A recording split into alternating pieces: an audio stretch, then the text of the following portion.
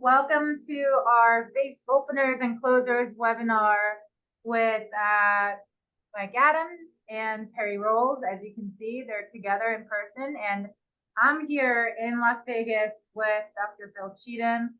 We're together like IRL, and Mike and Terry are together. So rare occasions, more than what you guys probably bargained for, but here we are.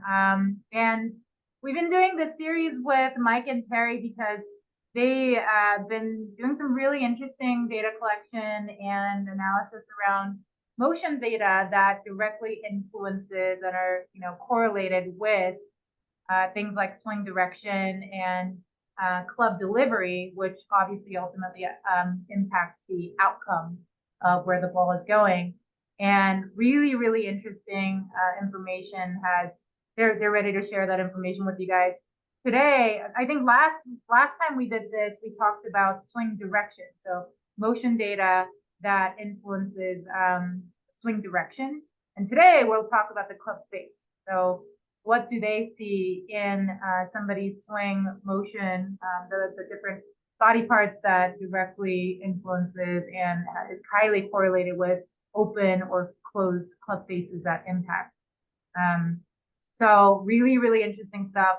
Dr. Phil Cheatham here obviously is here to answer any questions.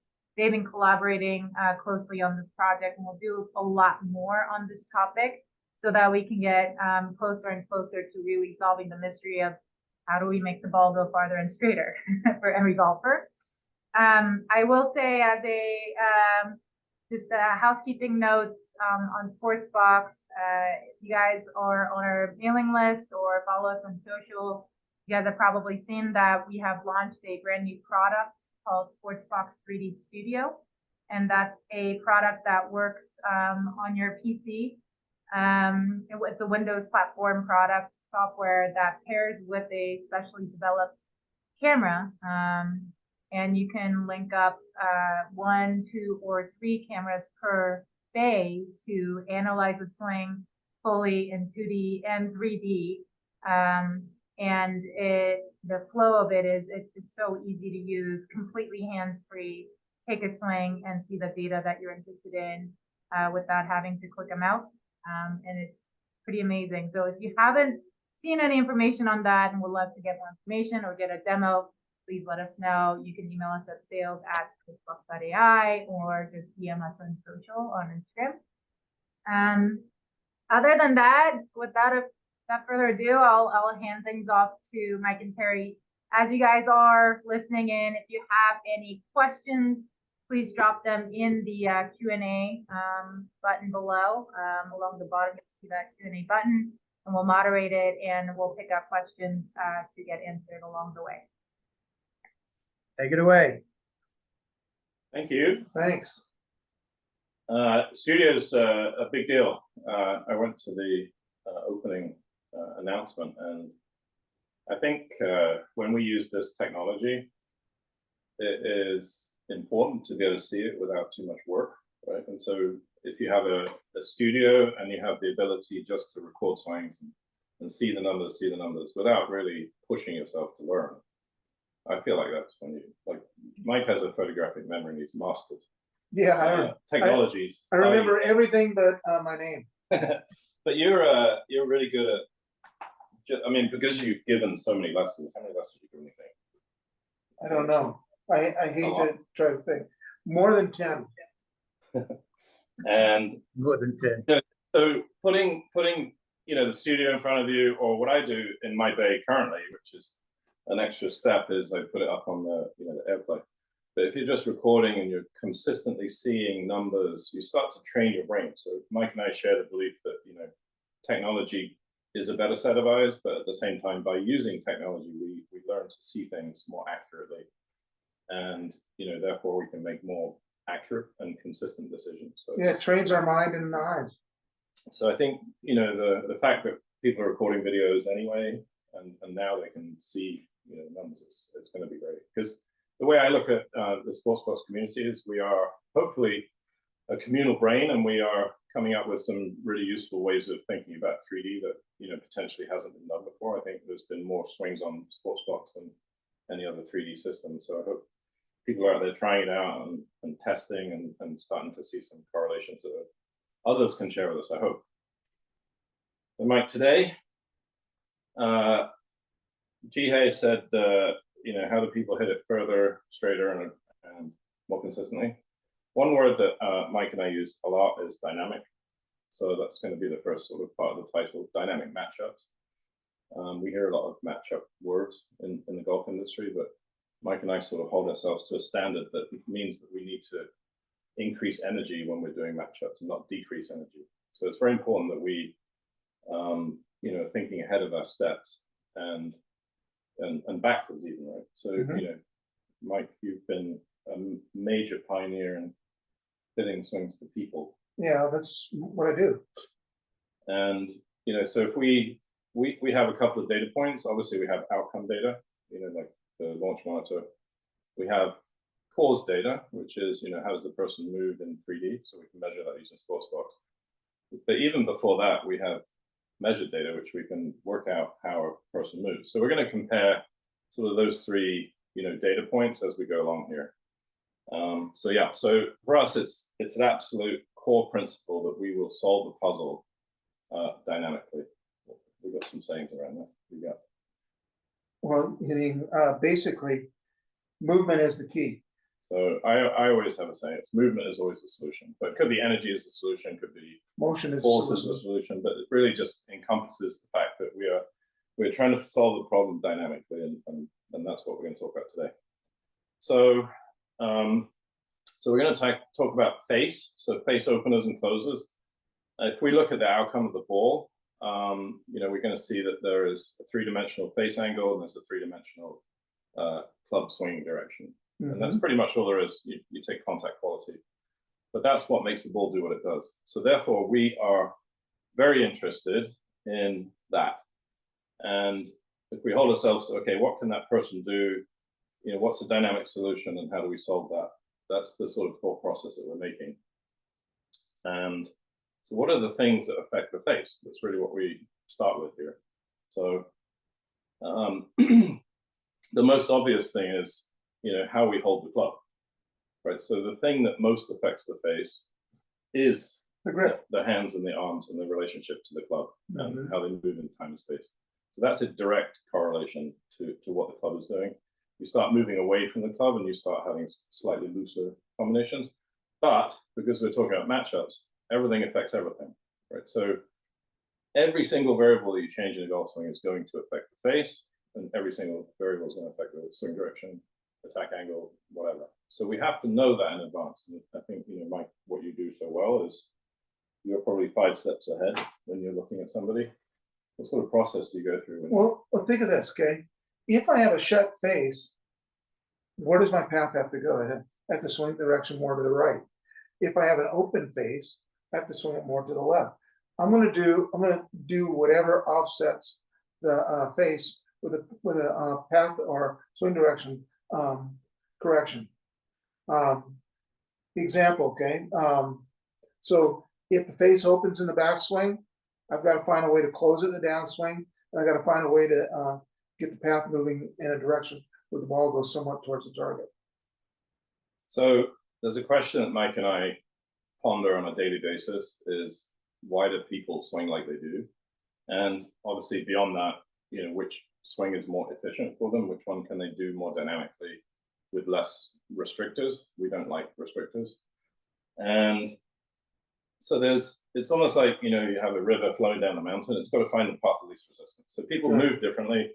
There is a path of least resistance for each person, which could encompass different grips, different setups, different angles, which makes them be able to move there most dynamically.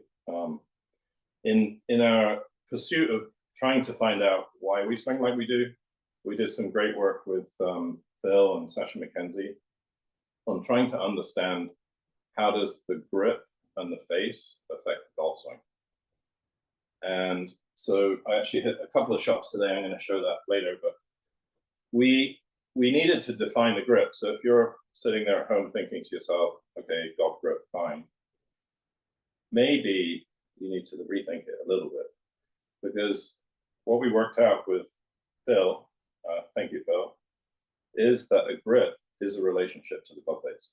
And so there's more than one aspect to a grip. It's not just, if I ask people what a grip is, they'll say, well, it's your connection to the club, right? That's one part of it. But what we're really doing is we're setting a relationship to the face. So we can have, Phil wants to call it an open face grip or a closed face grip. Could be strong or weak. We're going to come on to what we talk about with two different hands. You know, we could have a strong or weak lead hand. Mike calls it under, side, or on top as the three sort of extremes. So the trail hand. Now, understanding that we're setting a relationship with the club face. So when we did this study with Phil, we were in my kitchen when Phil came back with the results, and he said, well, you know, again, if you think as a golf teacher or golf enthusiast at home, you're thinking, okay, I kind of know what a strong grip golfer looks like. You know, maybe they slide and hang back. I also kind of know what somebody with a really open club face looks like. You know, maybe they hang back with a whole body, maybe they cast, maybe they release early, things like this. These are sort of common characteristics of extreme face swings. And I think most golf teachers have an intuition what that means. But we wanted to measure it. And, you know, we said, okay, Phil, which, you know, these kind of characteristics, how do they relate to the grip? Once Phil measured it and created the algorithm. And Phil's initial reaction was, okay, the lead hand is more important. And there was the lead hand versus those kind of characteristics was kind of all over the place. But he said, oh, it's very interesting is the trail hand has a really high correlation to the things that relate to the club face. So we teach. You want to talk about why we talk so much about the trail hand, Mike? The trail hand has huge effects on what the golf club does. It affects how it hinges, how backswing plane. It affects what the face does in the backswing. It affects angle of attack, swing direction. So if the more it gets on top, the more the club goes out, the more the club hoods in the backswing, and the more it comes down to the left. Well, the more under it gets, the more it folds and opens in the backswing, and the more it wants to swing out to the right and release that way. We also find that how we put our hands on it affects how I use the legs. I mean, if I push down, my legs are going to push up. If I push forward this way, my hips want to open up. If I push this way, my hips want to move horizontally. So the body is always offsetting itself. It's adjusting to what the grip is doing. So the grip basically is more than just a hold of the club. It affects path, plane, face, angle attack, what the club does to impact the release, and how the lower body works. So it's important to get the grip right. And the upper body. Oh, yes. So basically it affects everything in the golf swing. So, you know, what I talked about in the swing app was, you know, whether you grip it on top or under, according to your style, it's going to cause you to be more centered or move more off the ball. So pretty much everything is in there. Now, basically the grip definition is, you know, you have a plane of your hand, and Phil, you can cut in if I get this wrong, in relation to the plane of the club face. So for example, if my leading edge is straight and my trail hand is more on top, I effectively have, you know, what a lot of people call a weak grip. We like to differentiate so we don't confuse the hands. You could also call it a open face to hand relationship. So there's a open face relative to my hand relationship there. And so this golfer will have to do something to square that face. So there needs to be some closing mechanisms throughout the golf swing, which we're going to talk about. Now, somebody with a stronger trail hand grip, so under, is effectively playing with a more closed club face. So you see Dustin Johnson, he grips it under here like this. And you see Zach Johnson the same. Then you see Rory McIlroy when he played his best, gripping with more on top. And you also see Sergio Garcia. So Sergio had more of an open face, or what we call cover, because the hand is covering. And you have Patrick Cantlay, more of an under grip. So everybody has, in various different degrees, either under, side on, or cover. And what we try to do is figure out which one is which and who should be doing what. So we have several tests to help us determine that.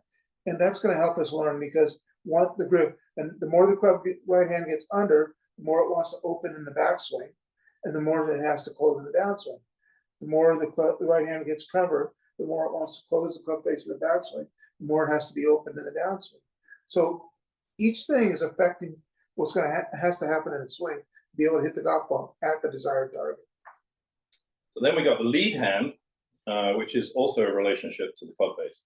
Now, what's interesting is, whilst I demonstrate here very neutrally and say this is a very simple angle because, you know, this is open and this is closed, the reality is both hands are actually tilted slightly to the right because address is not impact, right? So the lead hand is a little bit stronger on average than the trail hand. It was about 4 degrees stronger. I think it was 17 degrees closed face to hand relationship or over hand to face relationship.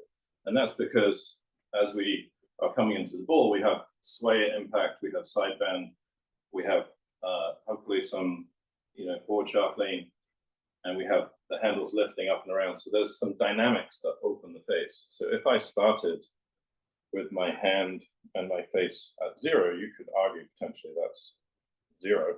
But the reality is the dynamics of the setup are going to cause my face to be really open. And so just starting with the left hand grip, lead hand grip, we have to offset the dynamics of our body, so sway, rotation, lift, you know, how far the hands have traveled up and around the hand path to match the grip to start with, right? And so, you know, to encourage us to move more dynamically, we at least need a strong enough grip to match our body motion. We want to move aspirationally dynamically. We actually need to get stronger to give ourselves more incentive to move with energy. If we have a lead hand that's too weak, what do you tend to see with a weak lead hand? Well, they don't use the lower body, and they end up hitting everything to the right. They end up having to roll the club face close. Right. So sort of people shut their body down, so they'll have less sway, they'll have less rotation, less lift, in order that they can sort of let the arms pass. And when that happens, it tends to be, you know, less sharp. People throw it away pretty early. A lot less dynamic. Mike and Terry, we've got a question from Mark Hartfield. Can you guys walk through some of your grip tests, please? Yes, we will. Who's it from? Mark Hartfield. Okay. Okay, Mark, we are on that. That is the next section. And then a couple other questions. Did you guys by any chance see the series of videos that Tor posted today of Saeed Tagala? Every swing through the years, he was rear post on top, except for the video of him when he was 10. He was trying to go side under to hit a draw. Just so happens this is when he had a little sump in his junior career. That's one of the statements. And then, should every golfer have equal amounts of face openers and closers in their golf swing, or does it depend on their matchups? If they want to hit it straight. Yeah. It's got a balance. You know, there's players like Martin Keimer, for example, who would test out as quite a neutral grip, but he chooses to grip it slightly further over, hits 0 balls to the left, and it tends to fall to the right. So he feels, you know, that's more predictable for him. James Hahn is a little bit the other way. He's actually pretty neutral and goes a little bit stronger. So because he likes the feeling of the face wanting to close down. So, you know, we run into a few, but honestly, most of the people who are successful tend to be pretty matched up. Yeah, because when dynamically, you know, the way your arm comes down and comes into the golf ball is going to be based on how your body works. And if I'm predisposed to be more under, and I put my right hand more here, when I come through the golf ball, it's gonna be wide open and hit the ball way to the right. Just like if I tend to be more cover and more cover and naturally, and I work it under, it's going to open it. If I tend to be more under and I cover through, the ball's going to go all over the place. So we want to have something that's going to balance it. So I hit 2 balls today, and that's 2 for the week. So here's what I did. So if you can look at the setup position, this is how we did the testing. So we would take what feels like our normal grip, and open the face. We said, I can't remember, Phil, it was like 20 degrees, but we could measure the grip. So Phil created an algorithm to measure the grip, which is the hand-to-face relationship. And people would eventually end up at about 7 degrees. So people don't do what they're told. What a shocker for the golf industry. Mhm. So that was this one.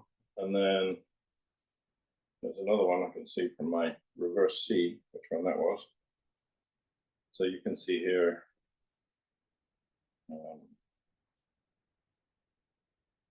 this is a Closed face. closed face. So the good thing about Sportsbox, of course, we can zoom in. We do have the video, so you can see the club face there. And my grip is pretty normal. So I don't know how many of you have tried this, but you can actually compare. And you can look at the numbers together. So sway is a big one here. Let's see where we are. So let's see if I go to impact.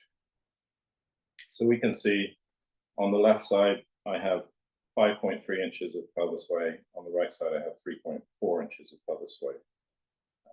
So this is sort of, you can tell your customers this and say, close the face, hit it straight, which is actually a really good training drill for somebody who's an under golfer, because it does encourage them to sway more, which delays when the face closes. Generally, what we found, people turn more and slide more when they're trying to, basically outrace their club face. So then we have things like side bend, big difference in my pelvis side bend. Just side bends in there, 6 degrees of difference. So basically looking at variables that now are face openers and closers. Right? So a face opener is definitely more slide, a bigger sway gap, more turning speed, for example. So that's just the face. Mike, we're going to talk about the swing. Get rid of that. You want to know how we test it, huh? I haven't got there yet. Okay. Don't worry. Mike, I'm the structure guy, and you're the celebrity. Okay. Harley, So step two is the trail arm hold test. right. Okay. So I'm going to summarize step one, which was we set an amount of open or closed relative to our trail arm. And, the way we describe it is your trail hand grip to face relationship is how you control the face closing rate. Okay, so different people do it differently. We'll come on to it. Lead hand, we match up to the body in order that the person can move with dynamics. Right. Hopefully, aspirationally, they can move towards, so when we give lessons, we see people, get faster, and then the ball starts to leak. So we gradually move with the left hand to keep up with it. The right hand grip stays where it is because each person has a style that most suits them. If you're, generally more under or close the face a little bit earlier, generally more over, close a little bit later. So depending on what kind of feels you want. So let's talk about the swing. So we can do the test, Mike. So pretty simple. You're going to test me. You simply place both hands together, right one slightly lower than the left, and you simply stabilize the shoulders and swing the arms back. If you see the elbow go back and up, it's going to be more of an open face right hand. Right. So that sets open face, but interestingly, it's a closing golf swing. Correct. Right. So now, if I were to be, Adam Scott or John Rahm or Dustin Johnson, my elbow would do this, And so but my trail hand would move. So I'm going to talk about what that means physiologically. It means that the shoulder extends for some people. Now, when your shoulder extends, your wrist rotates less. So that affects the hand path depth, which we can see on Sportsbox, which I'll show. But it also affects the pitch of the shot. So if you look at someone like Jack Nicklaus, he's deeper and steeper.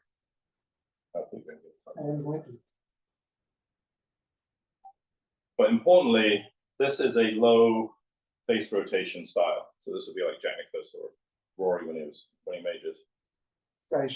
Scotty Scheffler, right? So we call this the hands stay inside the club head. So a lot of people say, well, you've got to keep the head outside your hands, but there's no rules on where the hands go when you do that. No. So if we, as a person that pulls their shoulder in, allow the hands to go in, very low face rotation. People get a little bit confused with the face, but really, Mike and I are really looking at the wrist and the hand. So these kind of golfers will have their hand more to the ground. So even though they have a open face-to-hand relationship, their swing is really a closing swing. Right? Correct. Their face is not rotating very much, and the elbow's going back. As soon as the elbow stops moving, the hand rotates. That's an opener, right? But so we have people like Adam Scott, where the trail elbow sort of connects to the body. Big time Dustin Johnson pushes it up and forward. Now the hand is more under the shaft. Zach Johnson. Zach Johnson. Xander Schauffele. Xander Schauffele is great. Patrick Kentley Mm-hmm. does it a bit later, so I think that's, you know, we have nature and nurture. Right? So he'll get hurt. He'll go this way, and then he does it more dynamically, as does Tommy Fleetwood. But eventually, they end up with a hand more under the shaft. So, Mike, how did you come about that test? It's pretty amazing. Well, started noticing people doing different things, and wanted to figure out how do we test it to determine what it is. So we ended up coming up with placing the hands and getting to create just kind of arm swing to figure out what it did. And if the elbow went back and up, the right hand was going to be more on top. If the elbow tucked and went this direction, the right hand was going to be more under.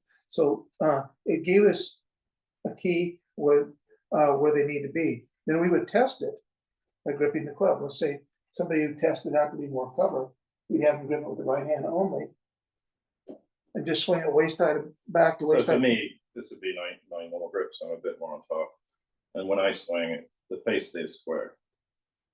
And What we're talking about here is, what does it feel like through the impact zone without adding acceleration or guiding the face or any of this stuff? So we're really talking about a relatively free arm swing and the effect of the arm orientation on the face. So I'm just swinging it to do nothing. Okay. What was Bad's cooler? Well, so when I put Badley's right arm, we figured out he needs to be a lot more on top. He's probably one of the more on top right hand grips. And he says, when I swing it one-handed, the face is quiet. Quiet, right. It's not opening or closing, Now, it's quiet. The person that tests more like this, if they go under, like if I go under, I have a early face closing problem. So I can feel the face wanting to close a lot earlier.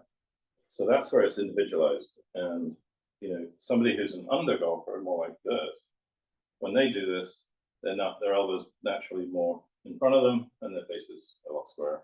So when we did that with the European captain, Luke Donald, right. and we put it in his right hand in this way, his face was quiet. And so Luke gripped it this way, and there was no face opening and closing. Bad's gripped it this way, and there was no opening or closing of the face. And what's interesting with Luke is if you look at his videos over time, his grip looks pretty neutral. But his face looks. But we don't. We know that a grip is not just your hand, what it looks like. So that I'm going to trick people and say that's a neutral grip. But how about that? So if I set the face down on the ground like this, I now have sway, side bend, elbow tuck, right? Things that are necessary to open the face in my swing. Mm-hmm. So just to recap on that, so the under golfer has a more close face to hand relationship, but they will rotate their forearm because the elbow is actually connecting and then rotating. So that's an opener, right? So that's a matchup. It's a matchup. As a consequence of the elbow connecting and then rotating, lead arm's going more off the body this way. The hand path is more up. So the head is more behind, like John Rahm, but the hands are more up. I'm going to show that on the iPad in a second here. Whereas somebody like historical Rory, where his elbow just keeps getting deeper and deeper and deeper. I love Russell Henley. I got Russell Henley on here. So let me show a couple of pictures on how you can check hand path depth. So this test affects hand path depth, which is a big contributing factor to swing direction, but it also affects the face during the golf swing. So if we're starting with an open face, we don't then obviously want to open it, it's double open. Let's see here. So just photo. Oh, there's another, actually,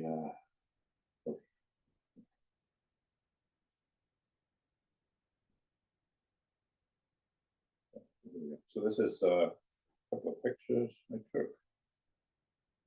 Very exciting to open your photo library in public.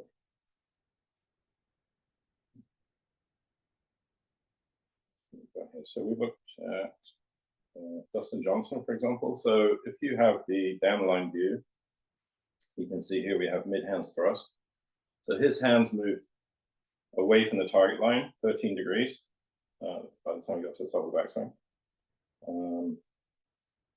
Whereas Victor Hovland moved in 18 inches. So we can see 5 inches more is pretty significant.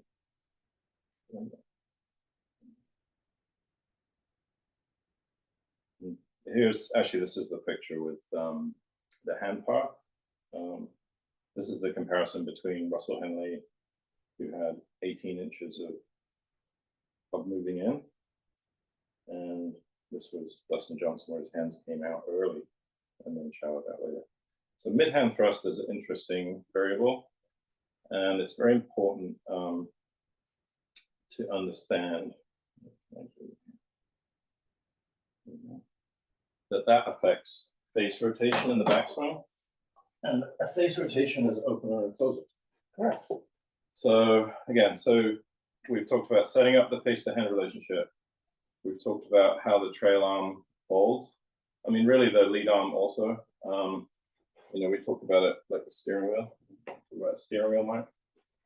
Well, if I'm turning to the right, that's a shit wheel. He's driving the Titanic. Watch out.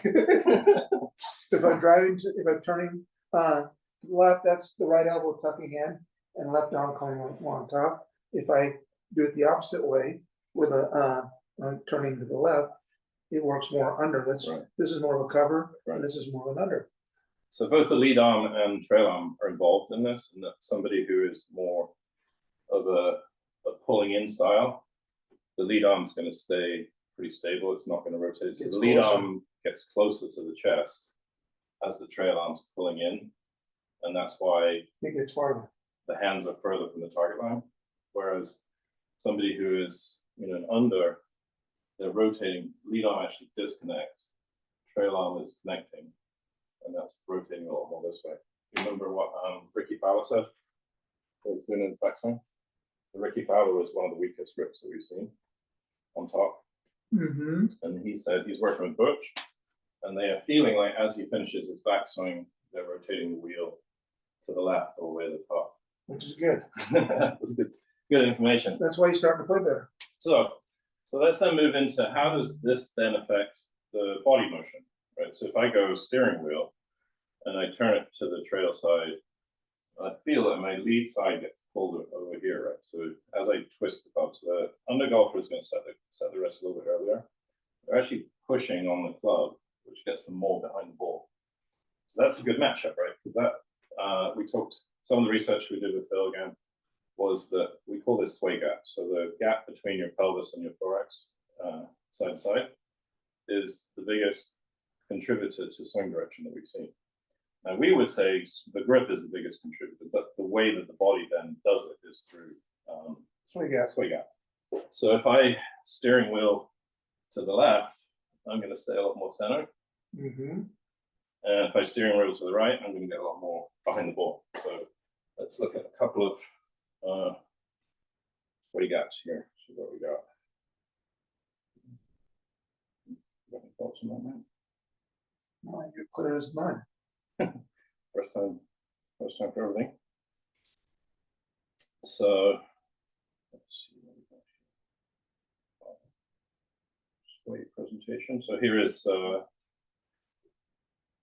older one. Canadian, really good ball striker. So right elbow is tucked in.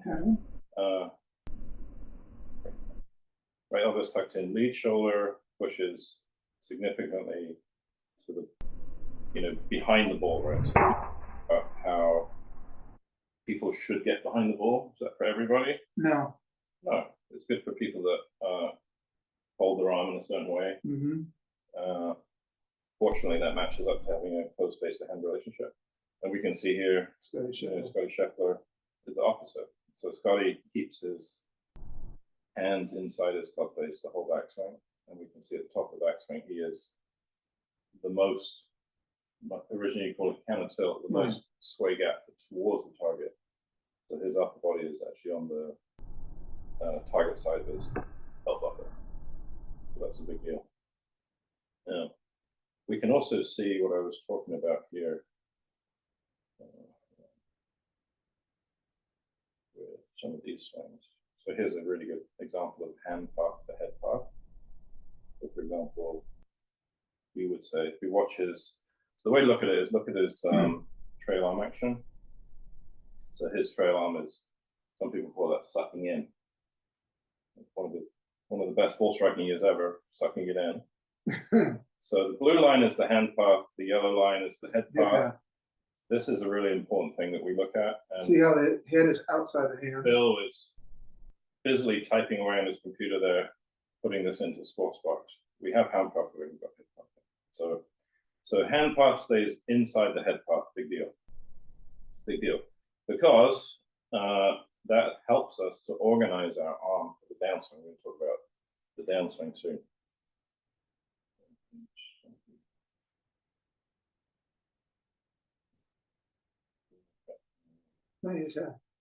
Oh, Pedersen. Cool. Oh, Pedersen. So under golfers will tend to stand a little bit further from the ball, hands will be a little bit higher, more towards the belly button. As he swings back. See how the right arm, elbow is going in? Right elbow's folding. Right forearm is to the sky, which takes the head of the club inside the hands. So I say he keeps his hands outside his club head because we can see the gap under his left arm, for example. So that's sort of an indication of the shape. We saw the sway gap. So if we start talking about how do we accommodate, you know, a closed and open face. So let's talk about throwing. Throwing is a big deal. On the golfer, what kind of throw are they doing? Well, it's more of a skipping action, like skipping stones. Whereas the on-top golfer, it's more of pushing down and throwing down on the ground. well, I'm going to go discus. Oh yeah. Ian Woosnam said golf's so easy, you know, you just grip it like this and you throw a discus. And so what that meant is his hand is actually staying on top. So if you look at swings of this style, again, we talked about how the elbow comes in. There's more depth, so the hands are more behind. But as they come down, this elbow is behind the shirt seam and it's turning the hand down. There's nothing wrong with this. Remember that guy, Jim Furyk? Yeah. How much money did he make playing golf? Millions. And you know, here's a guy shot in the 50s 3 times. One of the best ball strikers that ever walked the planet. One of the most on-top grips of all time. And he has not changed it throughout his career and has maintained great ball striking, and he was a cash machine. Mm-hmm. Now, so what happens is when we allow the arm to fold correctly, it puts itself in a position, like Mike said, you can push. So remember we call that the on-top style. Right. Is a face closing swing, right? So it's a face open grip with a face closing swing. So basically, if you put your hand up at home like this and extend your arm, the extension of the arm closes the face. Correct. Right. So when we did the research with Phil and Sasha did the kinetics, the forces at the handle.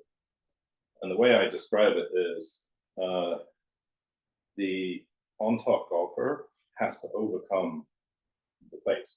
Right. And as a consequence, they have to start pushing early. Right. So there was an about the shaft torque. So the face closing is closing earlier because this golfer is pushing down very early. So if they then decide they want to have a head cover under their arm because their elbow sticks out, they're going to play terrible golf. They open the face. So that's a dysfunctional matchup, right? Right. And they can't really put force on the club to twist it in the way that is necessary. Put the their body in a way it's going to hurt them. The under golfer, you know, when they swing through, they keep in their hand under the shaft longer, which pushes the elbow in front, along with, you know, more sway. So the shaft is twisting later, and basically the way I look at it is the on-top golfer is driving a car around the corner, gas all the way, whereas the under golfer is putting himself into position and then it goes Then later, accelerating. accelerating. So they have to sort of slow down as the corner go. You know, lateral motion is very important for that, right? So we see that Under is going to have a lot more lateral, where cover is going to have more verticals and rotation.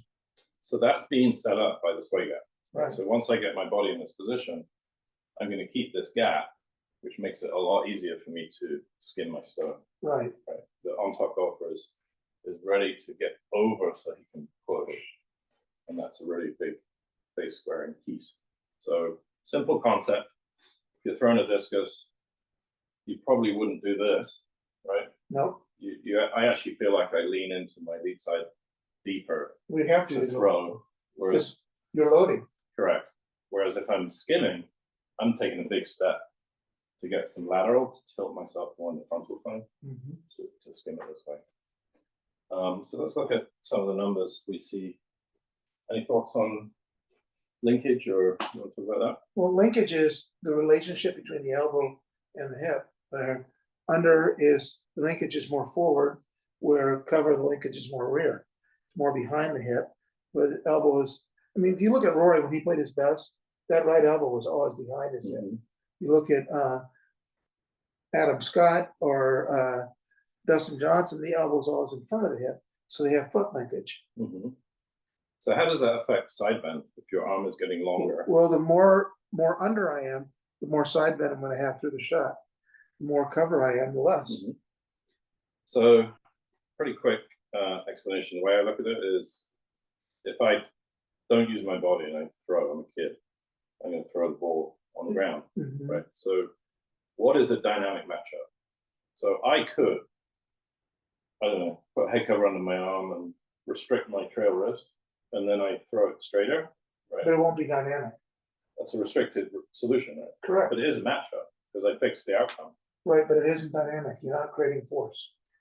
Okay, so how about if I take a big step and then turn and still throw, right? So that's sort of what we're talking about. We're trying to find movement that complements the outcome that we're looking for. Remember, motion is the solution. Right. So now this is Scotty Scheffler, You keep using him because he is the #1 player in the world. best ball striker for the last 10 years. So we can see at the top of the backswing, he is actually slightly forward of where he started. So that's the chest sway 1 inch towards the target. And because he's already there, he doesn't need to push all that much.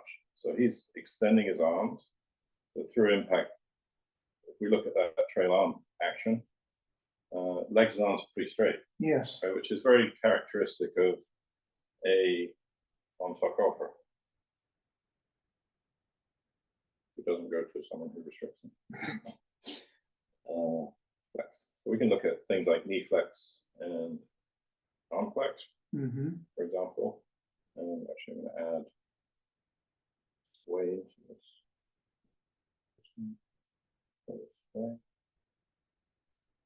So Sportsbox measures sway relative to where they start. Quite often, he's more of a front post golfer.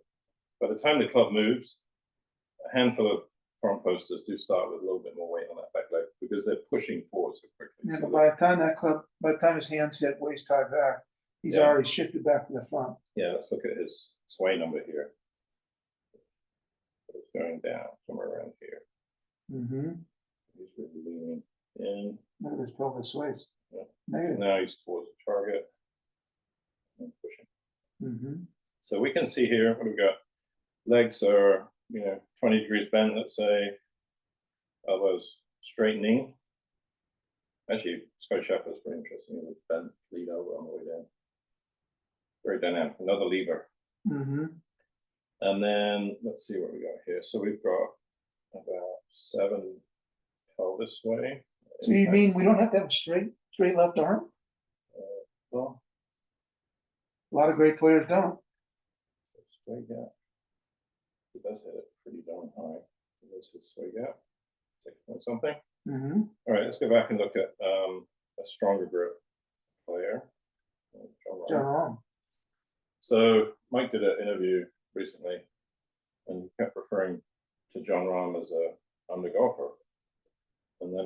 internet knows everything. And they say, well, look at him, he's actually more like side on.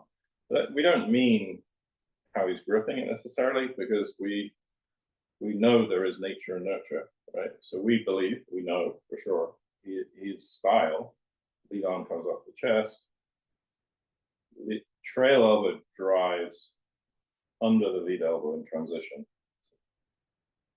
very much in front of him on the way down.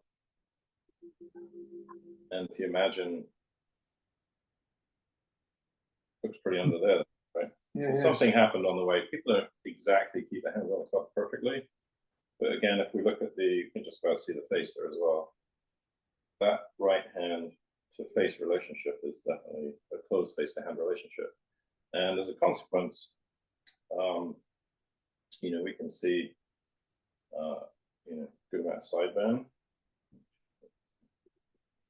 You can also see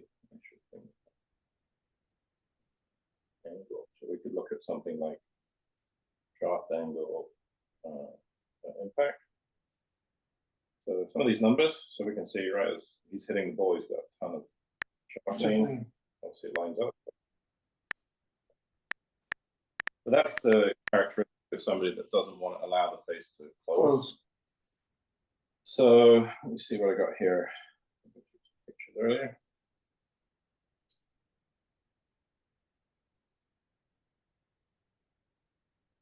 Let's see what we got. Someone like Stuart Singh.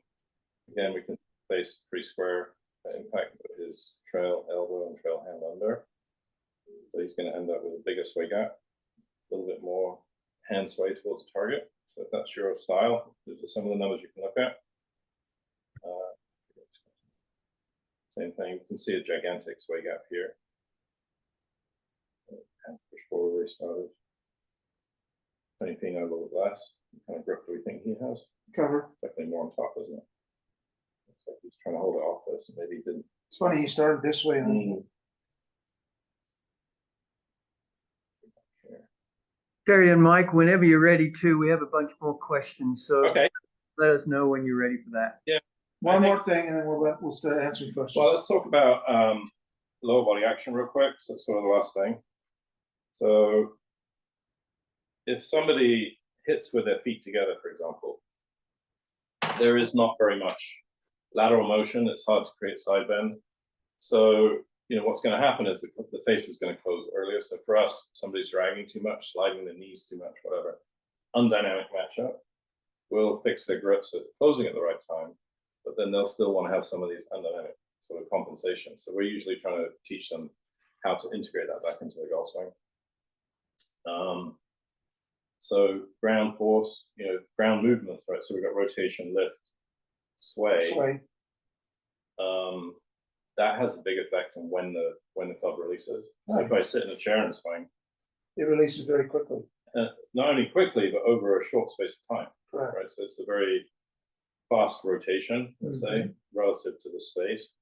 Whereas if, for example, I'm an under golfer and I'm able to move a bit further, then that's spreading out the space over which it's rotating. So people become more consistent It delays it. when they upregulate their Right. lower body action alongside their upper body action.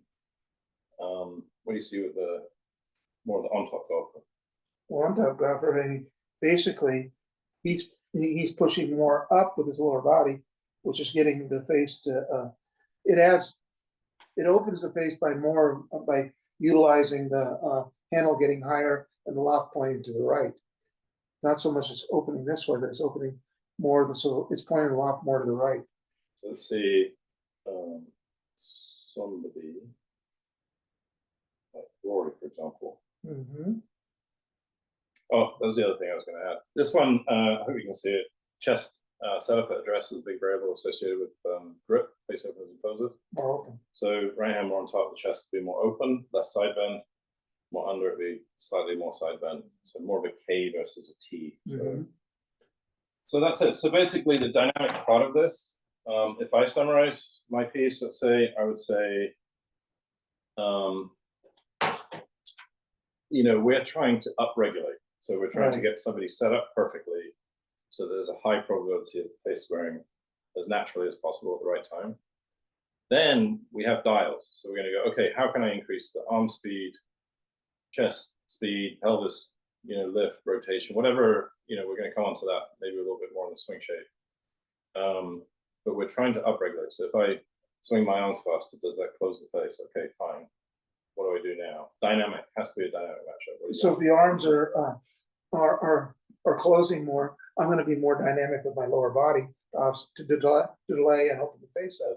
Depending on the style of the person, we're working on them lowering and lifting, swaying or rotating more and faster. So depending on how we've assessed their lower body action, we're going to then combine those two together to make sure that every solution is an up regulation, not a down regulation. I mean, one of the things that we can encourage more lower body action, we'll actually have them try to hook the golf ball, and what they'll do is then we say, okay, take the hook out, and we'll take it out with the lower body. We'll use it through vertical or and lift, or through torque or rotation, and those things make the person a lot more dynamic when they hit the golf ball. Cool. Let's have some questions. I hope we covered enough measurements for you guys there. Yeah, all right, let's do some questions. First of all, Brian Pate was, what does a neutral or zero trail hand look like? But before you can jump into that one, I just wanted to let you know from the study, the lead hand for our tour pros was on average 23 degrees strong. Oh, wow. Yeah, I remember a bit more. And the trail was 13 strong. Yeah, I remember that. Okay, FYI. So what does neutral or zero trail hand look like? You just told them. Yeah. I mean, it'll look, if you put your hand up like this at home and you turn it more under, see, for us, we did a presentation in Thailand the other day, and we came up with 8 variables that are associated with a grip. So it's not just a picture of the hand on a golf magazine.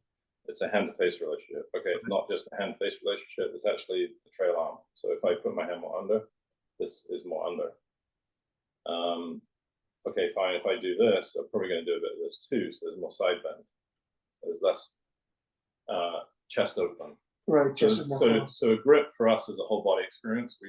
We're sometimes tarred with a brush of being the grip guys, but really the grip is a whole body experience that's creating a series of dynamic relationships throughout the whole golf swing. And it's impossible for us to separate this. So a sidearm grip is just this. So therefore the elbow looks like this. If I move it more on top, the elbow is going to come out, which is very unfashionable. But unfortunately, there's more people who test out like this than test out like this. More good players actually play with this grip. That's right. And it's kind of an epidemic that we see, that people are, compressing their arm on their body and restricting Jack Nicklaus. the arm. Well, Jack Nicklaus was Greg Norman. Yeah, great. Rory when he played his best. So Rory tries to keep this tighter. I think he's gone away from that a little bit now. So Brian, question, it's a whole body experience. It's not just the way the hand looks, it's the face, the hand, the shaft lean, distance to the ball, angle of the shaft at address, side bend. That's all the grip for us. So all of those pieces, we're trying to set up the person so that they can then turn on the gas from there. What else do you have for us, Phil? Lots of them here, Mike. Andrew Poppins, PGA professional from Melbourne, Australia. My mentor, Tim Wood, has taught me so much about the way Mike and Terry teach. I'm just wondering on when you're going to release your book, Dig. I can't wait to learn more and more. Also, your way of coaching has been game-changing for my students. Thank you. Well, Tim Wood is a phenomenal teacher from Australia. He's a good friend of both Terry's and mine. And he has studied with us and become a terrific teacher, utilizing the system. But the book is 6 months max. Max. I promise. Less. I've got time this winter. So he doesn't. He will make it. I'm making time. All right. Good job, Terry. Mike. Okay. From Sayaka Carpenter, do you see trends of the trail hand positions through different ages and genders? No. I mean, I see, one of the best women in the world grips it in this fashion. And actually, probably the greatest player, Annika Sorenstam, gripped it this way. And then you see some of the best players in the world that are more under. I mean, it's individual. We measure. The reason we measure is because we don't want to guess, and we don't want them to get hurt. We want them to continue to play, so we try to figure out what they do best. I mean, so it's interesting. We talk about dynamic matchups. You could take a single variable either on 3D, force play, launch monitor, and choose to work on that variable. Your whole golf swing will adapt to accommodate it. So, for example, when we see people try and increase their attack angles, a single variable, without really understanding how to do it in a system, they'll put a stronger grip, they'll lean to the right, they'll tee it up higher. But what happens is they then lose the ability to square the face, or square too early, if that's right of where they normally grip it. And then they'll start adding, restrictions in their wrist and their elbow, and head covers on their arm, and side bending. So we have to be careful that, we do see variations depending on nurture and nature. And for us, we want to match the attack angle also to the way that the person moves in order that they can deliver it with the most energy. Well, we've got a lot of questions. I'm not sure we're going to be able to get through them all. We'll do our best. Two more, Phil. Two more. All right, I'll bring you another one. Are there players out on tour that are matched up one way but swing a different way, and are they successful? Actually, there are not. Basically, you'll see players who change to accommodate a look, and they don't last very long on tour. And then you'll see players who move the other direction to get when they swing the way they match it, they measure out, they don't get hurt. When they swing contrary to the way they measure out, they tend to get hurt and they tend to hit it bad. Yeah, I mean, we're talking about face openers and closers. If you're struggling to close it, or it's closing too early, and you're wasting energy on those deals, then you're not really thinking about how to send the ball to the target. So we don't really see a ton of people that are mismatched in terms of the trail hand grip and the way the arm fold works, unless they are plucking like swing pieces from different places. Then that starts to be a struggle. But yeah, I think generally, to answer your question, it depends on the coaching and the person's preferences. But it's very unusual for Mike and I to see someone who we consider to be mismatched to do especially well. I mean, you have to understand every single golf swing is some level of compensation. We are a dynamic system, doing our best to square the face. For us, the closer you are to moving according to the way that your body is, designed, means that you compensate the least. But still, we've got different sloping lines and winds and things like this. So the best players in the world are the best compensators, but the best are the most matched up best compensators with the highest, physical IQ. Okay, Phil, one more. All right, well, just quickly, there's actually two that I'd like to do just real quick. Just a comment, Harry from Midadugkonk. The Sportsbox app is the best info source for golf knowledge. Books are stagnant, however. Mike, Phil, Terry's, and the great ladies at Sportsbox and the team especially are taking the understanding of the golf to a new heights. Thank you for allowing us to get on the ground floor with this technology. So again, that one's expressing that Thank you for see your book coming out pretty soon. Finally, when is UGL 4 happening? March. Okay, cool. We're not sure which year, but it's going to be March. Yeah, which year? We have an event at the PGA show. So Friday, Saturday, Phil, you're going to be there. Yep. As is Mike Duffy. But we're going to focus more intently on making sure that people, take away a really practical sort of teaching understanding this time. We're going to give live lessons, the second day, and really make sure that people understand the testing and the downstream effects, on Sportsbox and on the video and launch monitors, things like that. So that's a big deal. And then we have a webinar, I think, in March, and we're also going to launch a certification program which involves those two events, where we have a monthly call with teachers and we share videos and share lessons, and they can come and watch us teach. Because we feel, people come and watch us and do things, but if we could sit with them and talk a little bit more, then they'll get better. So we're upping our game next year. All right, looking forward to it. And Yeah, we're gonna have to finish there. There are several questions that didn't get answered. We'll do our best to email those answers or get the answers to you Another somehow. question, answer them on Instagram. Or Yeah. something. And then just finally, Stephen Amok wants to know what's the best red to pair with a ribeye? What's the best one? Red to pair with a ribeye. Best red wine to pair with a ribeye. With the ribeye, yesterday we paired Insignia. 99 Insignia yesterday with a steak. Today we're gonna do it. We're gonna pair it with a Got Harlan. Harlan.